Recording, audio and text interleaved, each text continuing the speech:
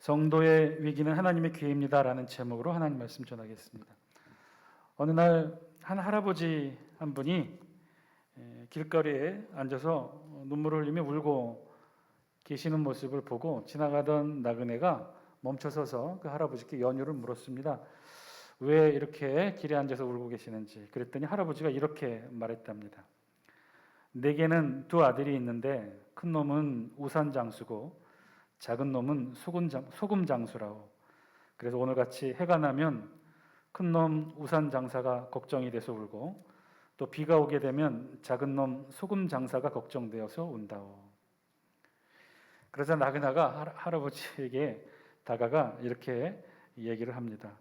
아니, 이야기를 듣고 보니 할아버지 이게 울 일이 아니네요. 할아버지는 정말 복이 많습니다.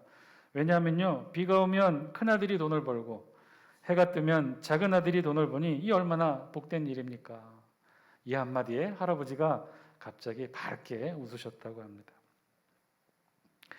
우리는 가끔 선택할 수 있다면 꼭 안 좋은 것을 선택하는 경향이 있는 것 같습니다. 행복과 불행 중에 선택하라고 한다면 굳이 불행을 선택하는 습성이 있다는 것이죠. 그래서 우리는 애써 불행한 삶을 살아가게 되는지도 모릅니다. 실제로 우리네 삶을 보면 그렇죠.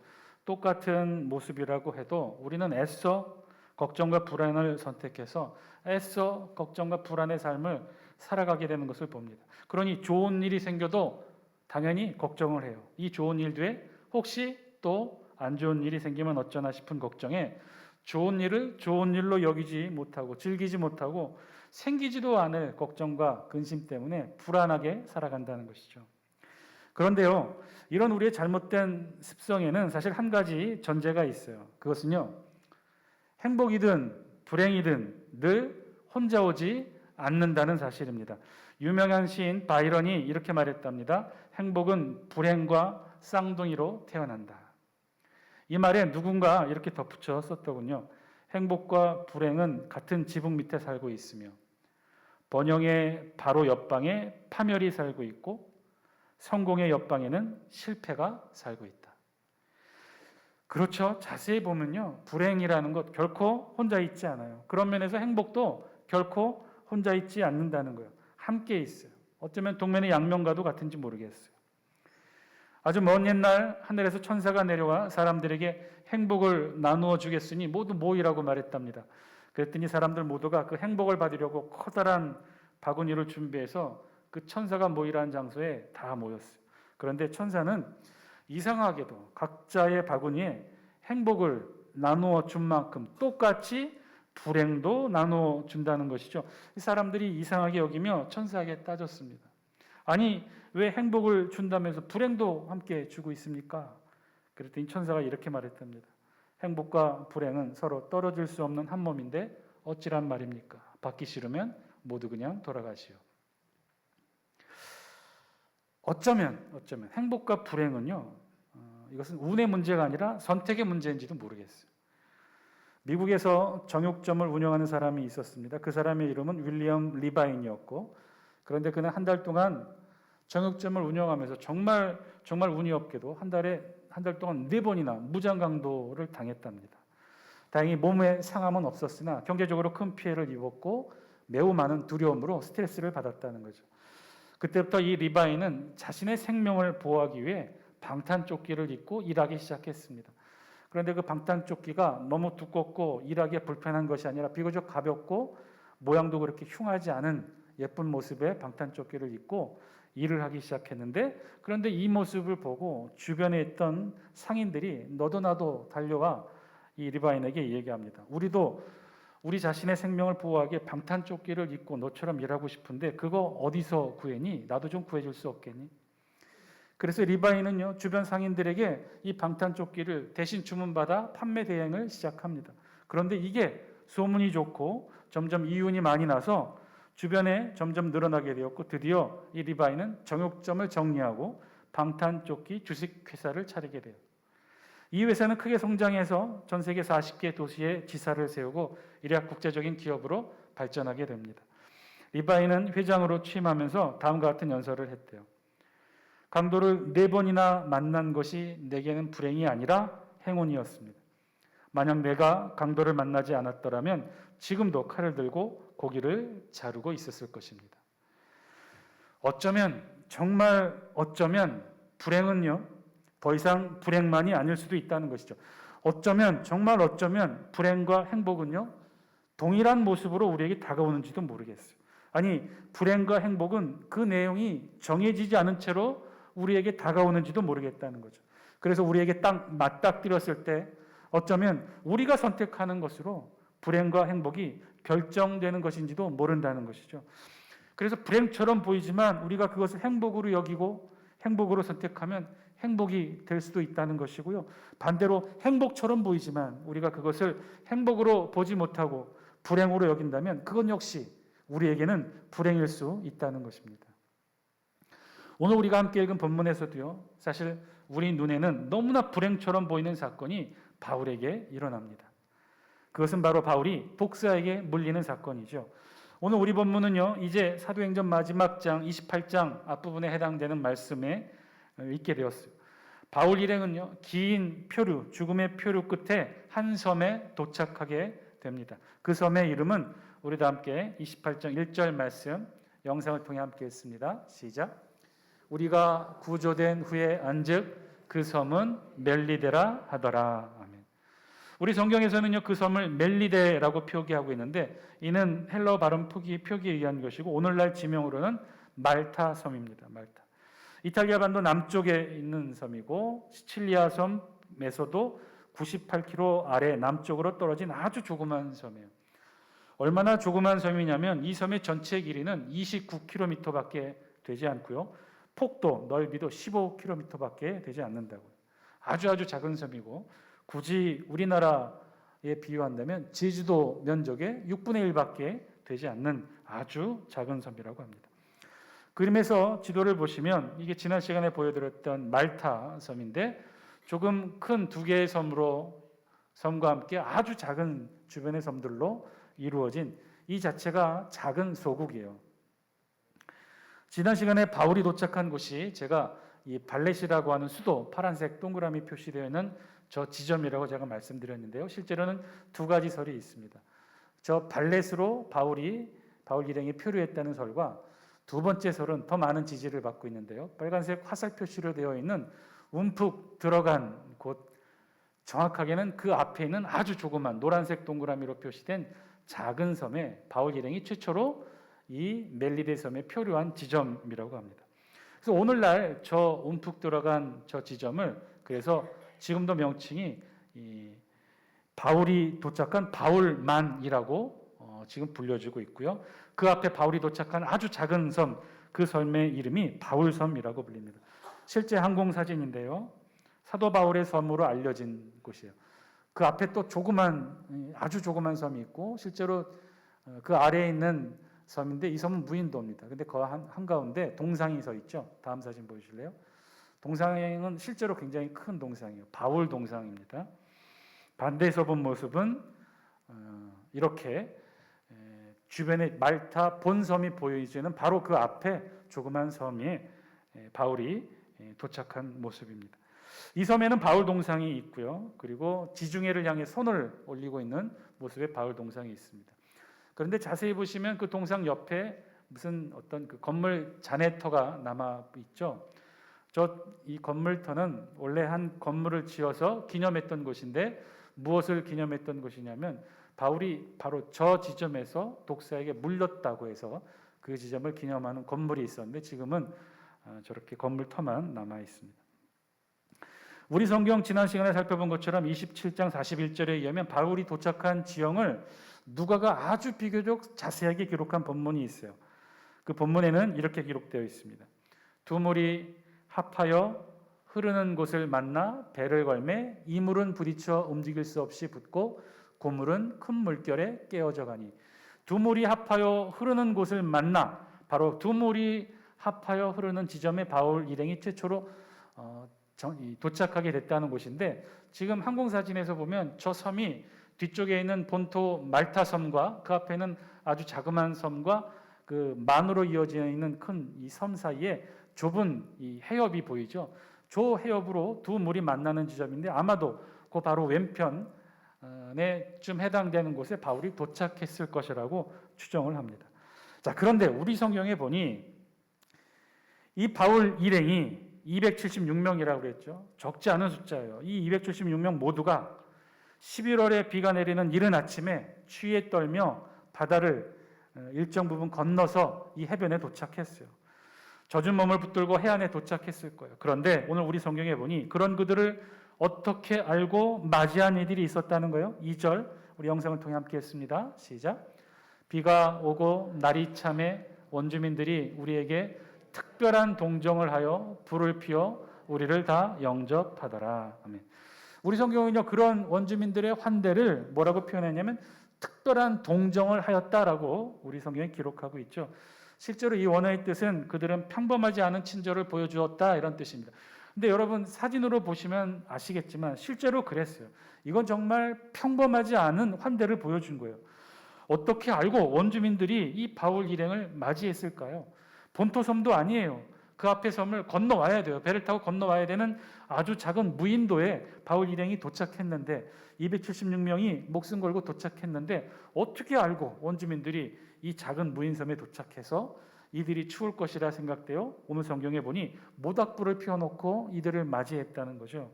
쉽지 않은 일이었어요. 정말 오늘 사진을 통해 그 지형을 실제로 살펴보면 정말 쉽지 않은 환대였어요. 그러니 오늘 우리 성경이 정말 평범하지 않은 모습으로 원주민들이 바울 일행을 맞았다고 기록했겠죠. 실제로 이 섬의 이름이 멜리데인데요. 이 멜리데라는 이 단어는 히브리어로 피난처라는 뜻이 있다고 합니다. 정말 하나님이 특별히 그렇게 준비하고 예비해 두시지 않았으면 이루어지지 못할 환대였다는 거죠. 정말 피난처답게 원주민들은 바울 일행을 위해 꼭 필요한 환대를 베풀었어요. 이들을 위해 모닥불을 다 피워놓았던 거죠. 자, 그런데 그 상황에 오늘 사건이 일어납니다. 우리 3절 말씀 영상을 통해 함께 읽습니다. 시작. 바울이 나무 한 묶음을 거두어 불에 넣으니 뜨거움으로 말미암아 독사가 나와 그 손을 물고 있는지라. 아멘. 바울이 불을 더 피우기에 마른 막대기를 모으는 중이었어요. 아마 276명을 위해 모닥불을 피웠으니 그 숫자가 많아야 되는데 많지 못했던 모양이에요. 또 그 모닥불이 그렇게 큰 불꽃이 있지는 못했던 모양이죠. 그래서 불로 몸을 말리면서 부족한 불씨를 위해 주변에는 막대기를 모아 이 모닥불에 이렇게 던져 넣는 과정이었는데 바울도 아마 그랬던 것이죠. 주변에는 마른 막대기를 모아 이 불에 던져 넣었는데 그 던져 넣을 때 그 막대기 사이에 독사가 함께 있었고 그만 이 불에 놀라 이 나무대기를 불에 던지는 바울의 손을 물게 되었다는 거예요. 그런데 4절에 보니 우리 4절 영상을 통해 함께 했습니다. 시작. 원주민들이 이 짐승이 그 손에 매달려 있음을 보고 서로 말하되 진실로 이 사람은 살인한 자로다. 바다에서는 구조를 받았으나 공의가 그를 살지 못하게 함이로다 하더니 이 독사는 좀 특이한 종류였나 보죠. 보통의 독사 같은 경우는 어떻게 상대를 무냐면요. 상대를 물고 재빨리 물고는 어금니로 독을 주입하고는 바로 뺍니다. 그래서 독이 퍼질 때까지 기다렸다가 그 다음에 상대를 먹는 게 보통 독사의 습성인데 오늘 성경 표현에 의하면 독사가 계속해서 바울 손에 매달려 있다라고 표현하죠. 보통의 뱀의 모습은 아닌 경우예요. 근데 사실은요. 아마도 오늘 본문 4절은 좀 다른 모습을 설명하고 있는 것 같습니다. 즉 바울의 모습을 설명하는데요. 바울이 뱀에게 물려서 어떻게 했느냐? 아프다고 혹은 뱀에게 물렸다고 혹은 독사에게 물렸다고 손을 쥐어잡고 아파하거나 고통하거나 어떤 그 이상의 평범한 뱀에게 물렸을 때 행동을 하지 않았던 모양이에요.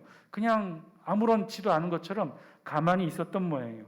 아무 일도 없다는 듯이 태연하게 가만히 있는 그런 바울의 모습을 독사가 오래도록 바울의 손을 물고 있는 모습으로 우리 성경이 잘못 기록하게 됐다는 것이죠. 자, 그러자 그런 바울의 모습을 보고는 원주민들이 자기들끼리 이야기를 합니다. 뭐라고 얘기를 하느냐? 이 사람은 살인한 자로다. 왜냐? 바다에서는 구조를 받았으나 공의가 그를 결국 살지 못하게 했다는 거예요. 그래서 원주민들은 바울을 향해 살인한 자라고 죄가 있기 때문에 저런 일이 생겼다라고 여기게 됐다는 거예요. 왜 그랬을까요? 바울은요, 거대한 폭풍과 14일 동안 싸워 구사일생으로 죽음의 바다를 지나 이 섬에 상륙했어요. 목숨을 구했어요. 그런데 그렇게 구한 목숨 앞에 불을 쬐다가 그만 독사가 물려 죽게 되었다니, 그러니 이 사람은 분명히 죽을 운명이었다는 거예요. 죽을 하늘의 뜻이었다는 거예요. 그러니 얼마나 무슨 죄를 지었길래 아마도 살인죄를 지어서 공의가 그를 끝까지 심판했다. 이렇게 원주민들이 생각했다는 것입니다. 그렇겠죠. 14일간의 폭풍과 풍랑 속에서 지중해의 그 심한 죽음의 바다를 뚫고 왔는데, 그런데 어이없게도 불을 쬐다 독사에 물려 죽게 생겼으니 이 억울한 죽음에는 분명히 이유가 있을 것이라 사람들이 생각했던 것이죠. 그만큼 역으로 얘기하면 지금 바울이 처한 상황은요, 정말 어이없는 불행한 일이었다는 것입니다. 아니, 다른 일도 아니고 불을 떼기 위해, 불을 쪼이기 위해 땔감을 모아 불에 던진 것인데, 그런데 거기서 독사가 나와 자신의 손을 물게 될 줄 어떻게 알았겠습니까? 사실 이렇게 원주민들이 생각한 데에는 당시 전해져 내려오는 한 이야기도 한몫하게 됩니다. 당시 헬라의 유명한 시에는 한 이야기가 전해져 내려왔는데, 그 이야기는요, 바다의 풍랑을 피해 리비아 해안에 표류한 살인자가 결국에는 독사에 물려 죽었다는 이야기가 전설로 내려져 왔는데, 아마도 원주민들이 이 바울의 모습을 보고는 그 이야기를 떠올렸던 것 같아요. 그러니 그들의 눈에는 바울이 분명히 죄를 지은 자, 살인죄를 지은 자가 분명했을 것이라 여겼던 거죠. 특히나 6절에 보니 이 뱀은요, 이 섬에서도 원주민들에게는 잘 알려진 독사였던 것 같아요. 6절에 보면 그들은 그가 붙든지 혹은 갑자기 쓰러져 죽을 줄로 기다렸다가, 이렇게 기록하고 있어요. 보통의 경우 이 독사에게 물리면 이런 증상이 나타난다는 거죠. 독사에 물린 자리가 붓기 시작합니다. 독이 퍼져 신체 조직이 부어오르게 되고요. 그러다가 갑자기 쓰러져 죽게 되는 증상을 보이는 이 맹독의 독사였던 거예요. 이 지역의 오래된 기록에 의하면요, 이 독사에게 물렸을 때 증상을 기록한 문헌이 있는데, 거기에는 이렇게 기록되어 있어요. 이 독사에게 물린 사람은 얼굴이 벌겋게 달아오르고 피부가 벗겨지며 처참한 모습으로 죽어가게 된다. 어쩌면 원주민들은요, 독사에 물린 바울의 모습을 보면서 이 이야기, 이 글을 떠올렸을지도 몰라요. 상상했을지도 몰라요. 이제 바울이 조금 있으면 이런 처참한 모습으로 죽게 될 것이라 상상했을지 몰라요. 그런데 아주 놀라운 일이 일어납니다. 우리 6절 영상을 통해 같이 한번 읽습니다. 시작. 그들은 그가 붙든지 혹은 갑자기 쓰러져 죽을 줄로 기다렸다가 오래 기다려도 그에게 아무 이상이 없음을 보고 돌이켜 생각하여 말하되 그를 신이라 하더라. 아무리 기다려도 자신들이 알고 있던 일들, 자신들이 상상했던 일들이 일어나지 않게 되었다는 거예요. 아무리 기다려도 독사에게 물린 바울에게 아무런 증상도 나타나지 않게 되었다는 거예요. 그러자 저들이 이제 생각을 바꿉니다. 바울이 살인자여서 심판받아 독사에 물려 죽게 될 줄 알았는데, 이제 생각을 바꿔 아무 일도 일어나지 않자 바울을 신이라고 생각했던 거예요. 우리 성경에 신이라고 했는데 정확한 표현은 신은 아니고요. 만약에 신으로 여겼다면 루스드라에서처럼 바울을 신으로 경배하려 했을 거예요. 그런 내용이 없는 것으로 보아 신이 아니라 신의 사랑을 받은 자 혹은 신이 사랑하는 자 정도의 의미로 이해했을 것입니다. 자, 그러자 이제 상황이 바뀌었어요. 바울은 이제 죽을 고비를 넘기고도 결국은 독사에 물려 죽을 수밖에 없는 살인자에서 독사에 물리고도 죽지 않게 되는 신의 사랑을 받는 자로 바뀌게 된 거죠. 한마디로 바울은요, 정말 불행한 사람에서 이제는 신이 사랑한 행복한 사람이 되었다는 거예요. 상황이 이렇게 변하자 바울에게 이제 특별한 일이 생깁니다. 7절 우리 영상을 통해 함께 읽습니다. 시작. 이 섬에서 가장 높은 사람 보블리오라 하는 이가 그 근처에 토지가 있는지라 그가 우리를 영접하여 사흘이나 친절히 머물게 하더니. 이제 바울은 특별한 대접을 받게 됩니다. 어떤 특별한 대접이냐? 섬에서 가장 높은 사람 보블리오 집에 초대를 받게 된 거죠. 우리 성경이 가장 높은 사람이라고 표현했는데 이는 섬에서 가장 높은 관직을 뜻합니다.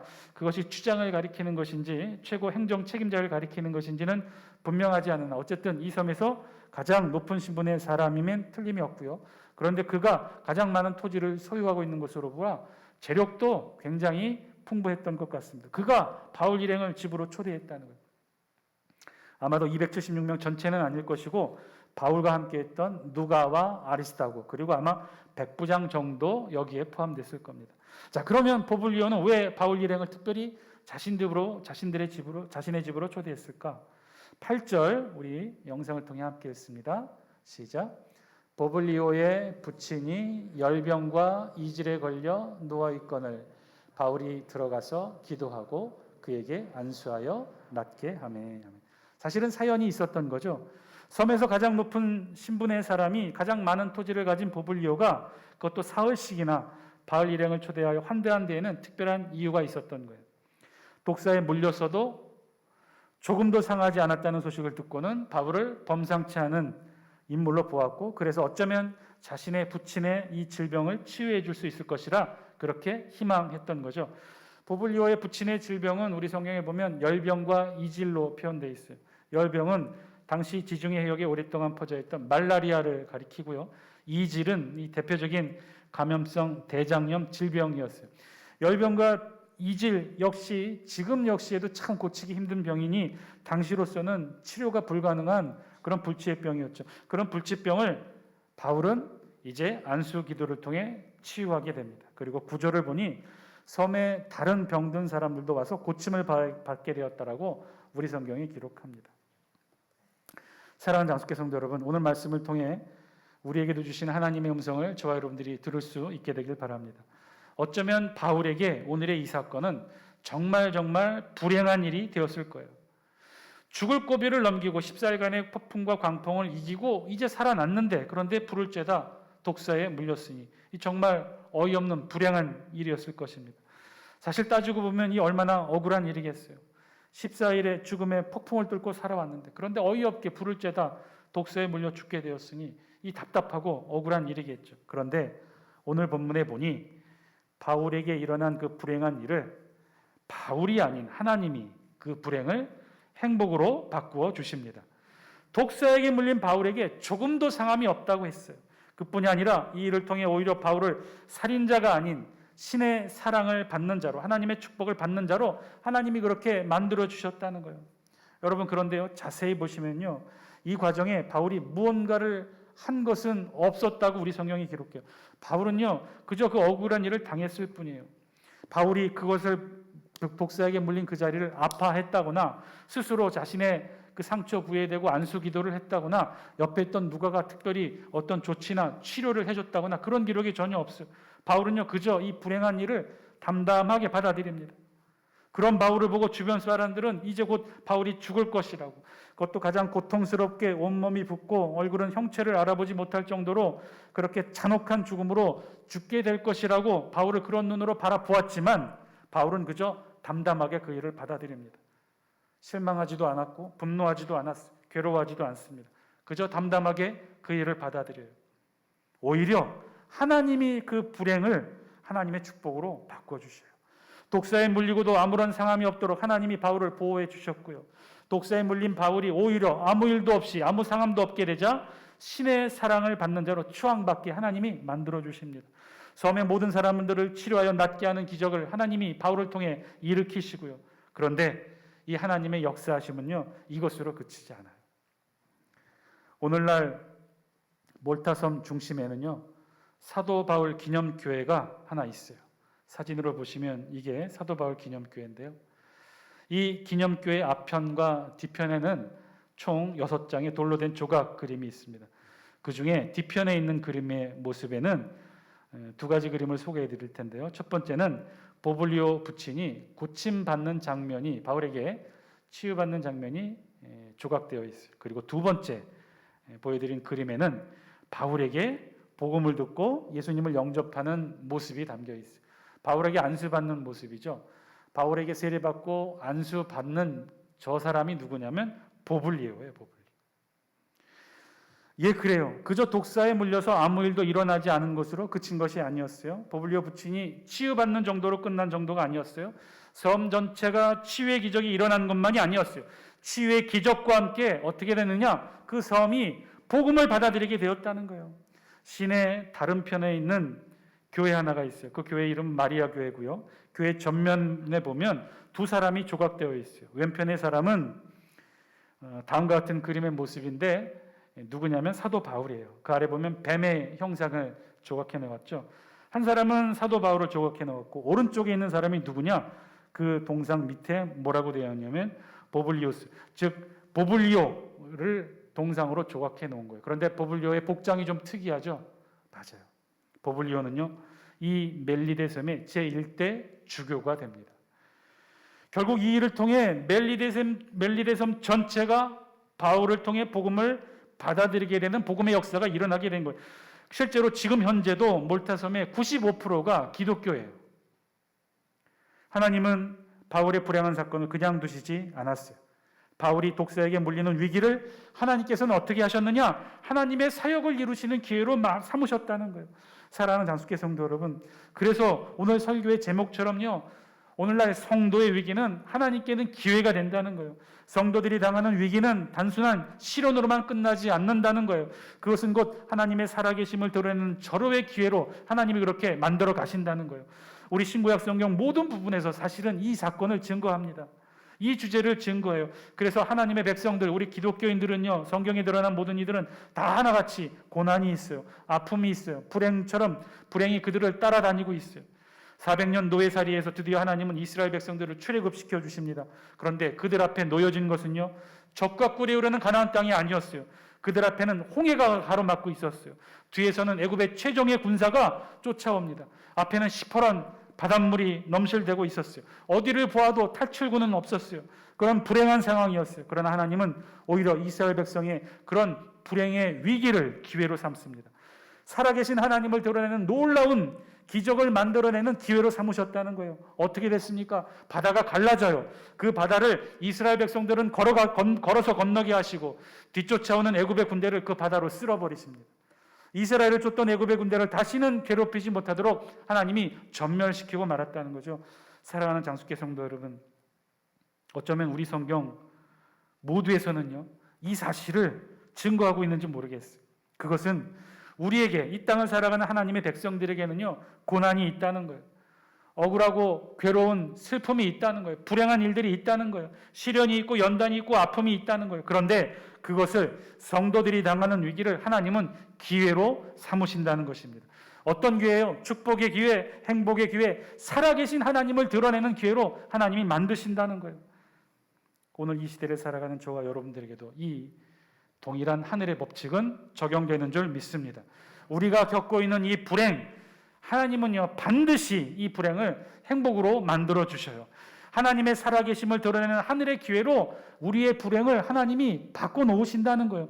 그래서 오늘 우리가 겪고 있는 이 위기, 이 연단, 고난, 시련, 육체적인 아픔, 마음의 상처들, 하나님은요, 그것들을 통해 하나님의 놀라운 축복과 은총의 기회로 만드시는 기회로 삼으시는 줄 믿습니다.